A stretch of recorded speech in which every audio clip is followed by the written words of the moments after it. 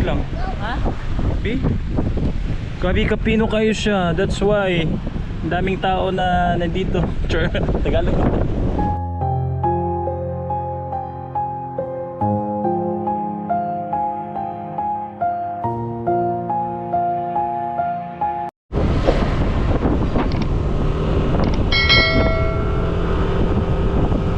Mula doon sa Ardent Hot Spring ay magta-travel tayo ng 12 minutes or more than 5 kilometers via Aguho Road papunta po sa waiting area or terminal ng mga bangka. Patawid po yan sa may Camigen's White Island. So tara guys, samahan nyo kaming bisitain at the same time i-explore ang White Island ng Camiguin. Let's go!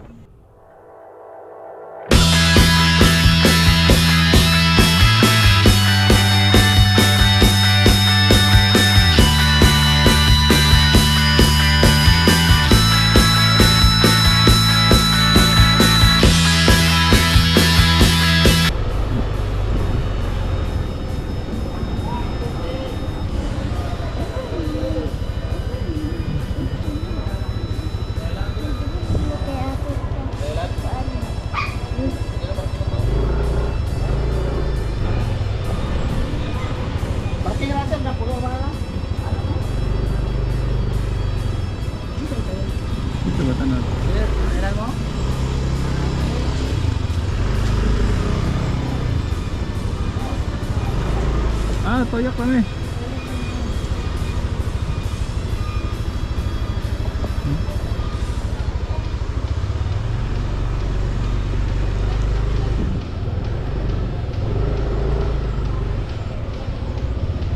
Wow, may paring lang. May tubig.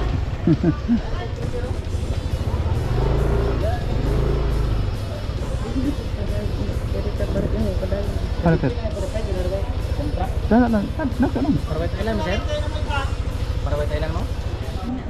So nata diri karon guys sa kining waiting area or terminal sa kining mga bangka or pump boat nga mo'y sakyan no padulong dito sa White Island.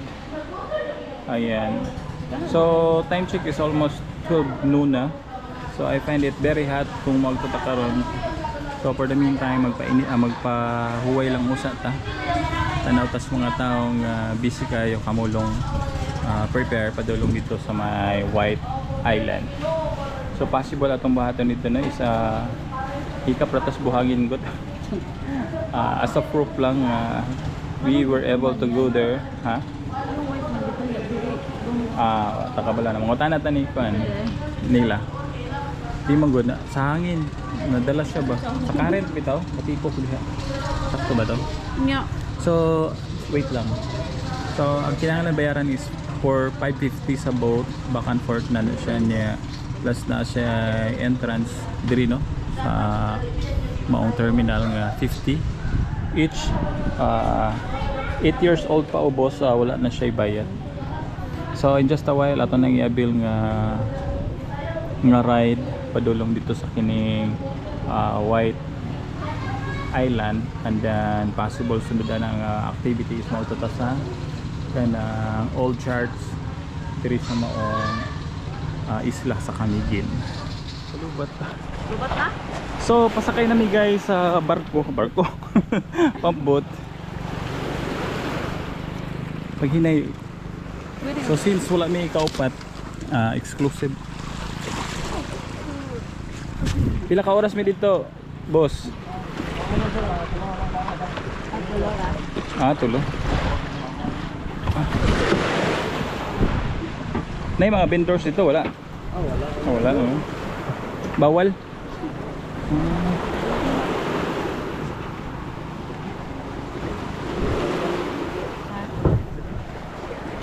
Di, okay ra ka. Okay ra ka?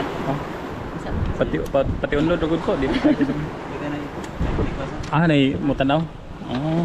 So for safety purposes mag-jacket gid tanaw. Good. Naay kinsa man. So ayan guys, we are about to ride this boat, and then once nakasakay na po kayo sa bangka, you are really obliged to wear a life jacket for your safety purposes, dahil yan po yung mga instruction na dapat sundin ng mga pasahero. So tara guys, let's go!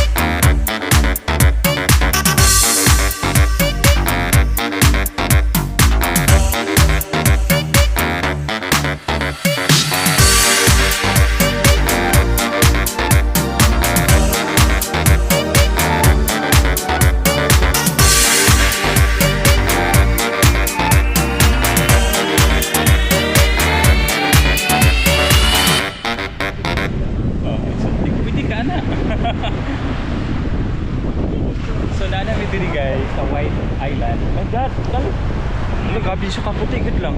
Ha? Gabi kapino kayo siya. That's why daming tao na nandito. Sure, Tagalog. And lots of foreigner are here. Wow, so amazing. Then ang likod ng bahin, pwede ka magkuhan diha. Hala. That was nice. That is coming in.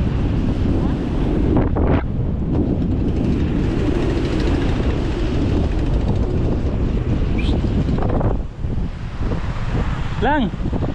Dito tayo pil.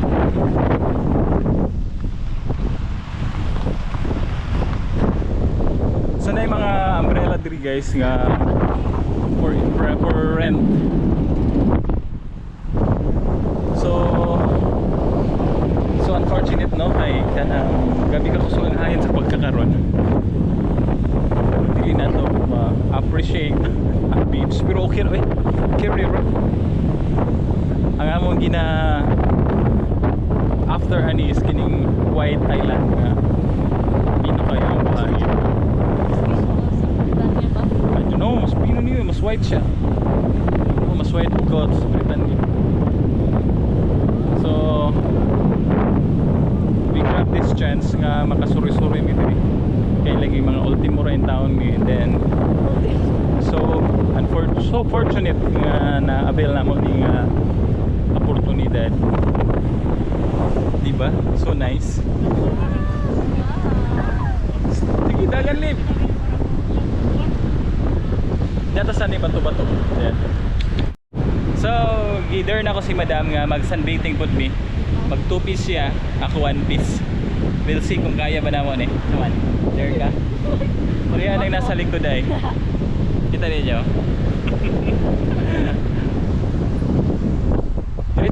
Dirita guys. Guys, dagat naman yung bidyan guys.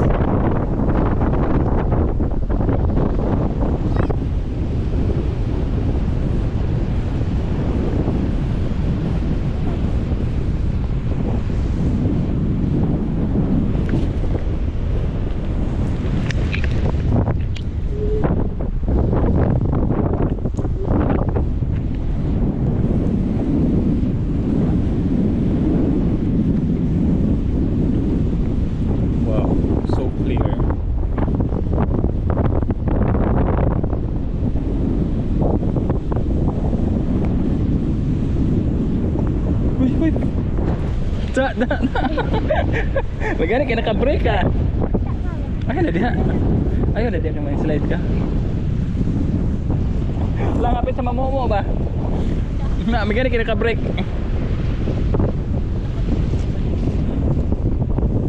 Sus, ganun hangin na yun. Ha? Ikaw nakaligo ka pala. Patay mo si Nina. Sige na, ito. Paano na magpatawag ta? Manguli na ta. We have to go guys kasi busog ni hangin dahil matarap na diri. So ayan guys, di rin kami nagtagal sa White Island dahil nga po medyo mahangin siya. So we decided to go back to the mainland and then proceed kami dito sa may Ayan, may nakita kaming viewing deck. May parang bangin siya. So, let's stop here for a while.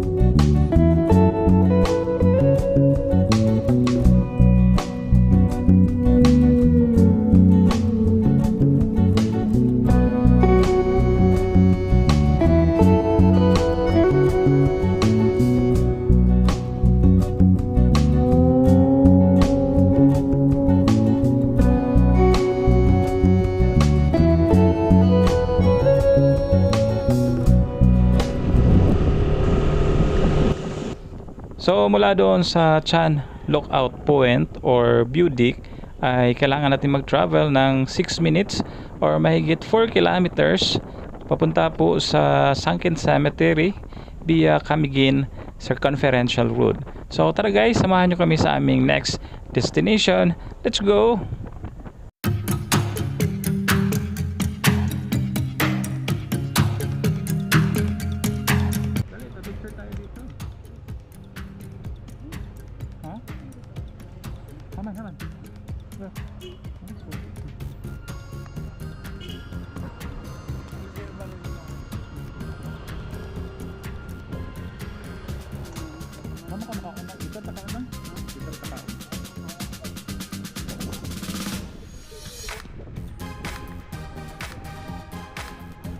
So naanapod mi diri guys sa Sunken Cemetery.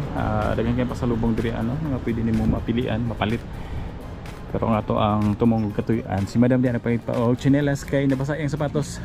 Nakatunog siya sa dagat. So ulit siya chinelas niya. Then kita laos na dito no for sightseeing rin nga to guys. Labay ta kadali. So worth it atong biyahe diri kay ubay-ubay ato makita nga talan-awon o kining nindot ang palibot. Of course daghan kayong mga foreigner at the same time kining malingaw ka sa palibot kay you know tourist. Ano raw?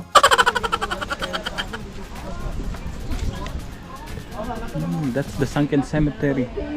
Wow. Nice. Hala?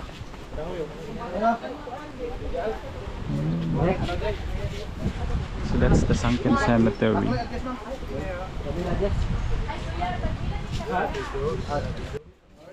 So pwede po kayong tumawid gamit itong mga bangka na nakadaong dito sa baba ng parang waiting area in which dito po kadalasan nagpapapicture yung mga turista.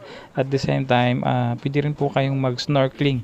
May marentahan po kayong mga goggles or anything na pwede niyo pong gamitin sa pagdadive or yun na nga po, pag-snorkeling sa nasabing lugar. So after this one ay magpo-proceed na po kami dun sa may the old Spanish church in just a while.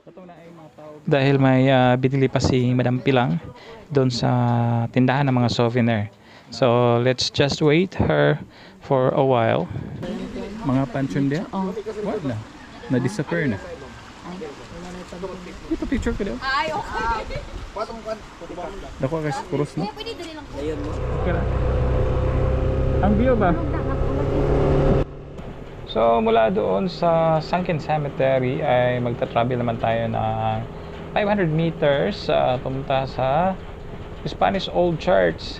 So ayan, this might be our last two destination dahil malapit na po tayo sa Binuni Port.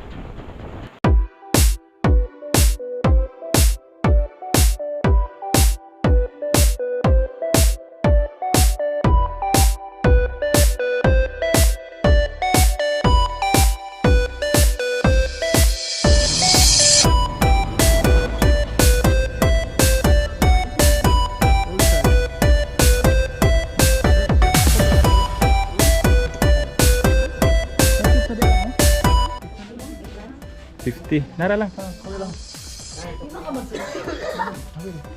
lang.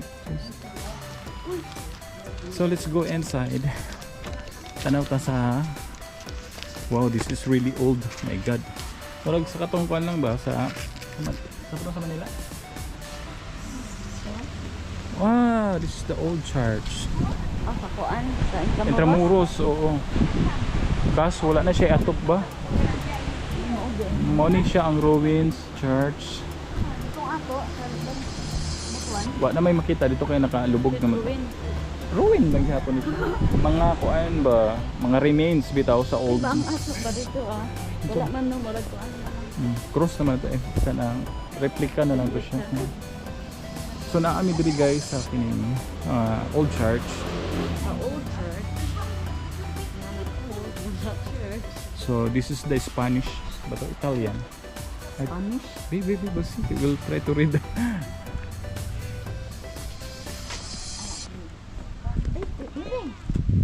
Hello, I mean, monkey.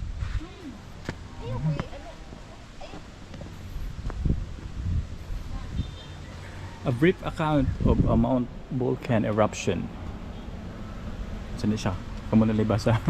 Cotabato, the capital of Camiguin Island, was a quiet and attractive town, burdened in the natural wonder. Its peaceful source provided strolling ground for the inhabitants as they basked under the gracious moonlight. Suddenly transformed became to the hub of the subterranean assembly, showed undescribable terror. Hundreds of houses and the churches crumbled into pieces. The ground rolled and broke into deep crevices with horrifying earthquakes.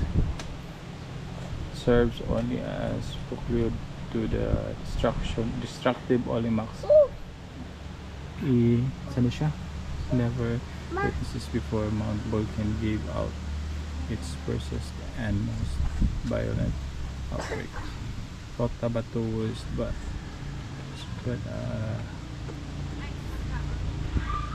ruins. The single volcano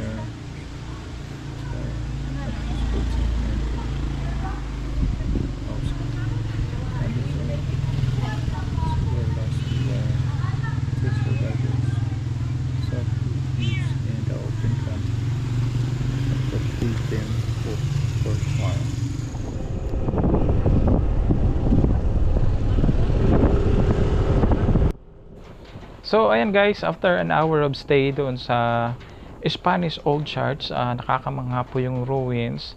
Talagang puno sa history itong Camiguin. Nais man namin mag-stay longer but we are running out of time dahil nga po may mga kailangan pa kaming gawin doon sa aming bahay. So balik Binoni Port na po kami via Camiguin Circumferential Route.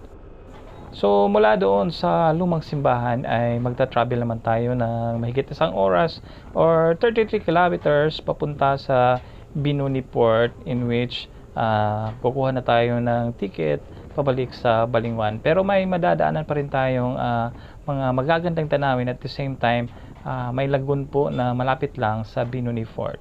So tara guys, samahan nyo ulit kami dito sa aming pag-uwi. Let's go!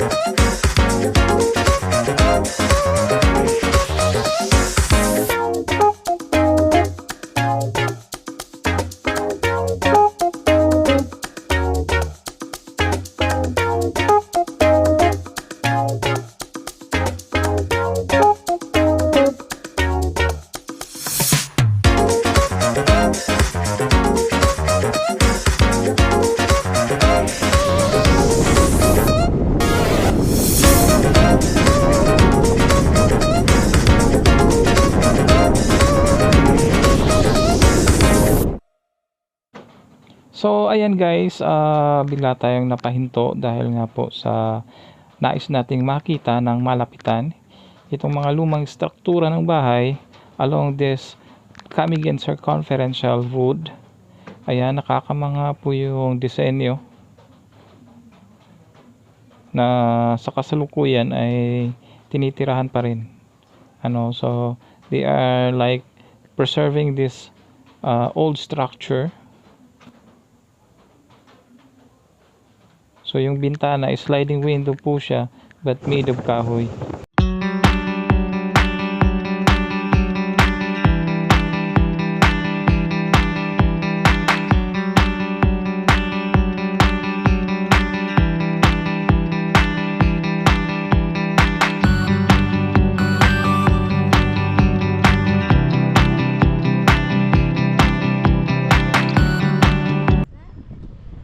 So ayan guys, nandito na rin tayo sa Taginis Lagoon. Isa rin po ito sa mga dinarayong tourist attraction dito sa Camiguin. Just right beside nito is ang Binuni Port.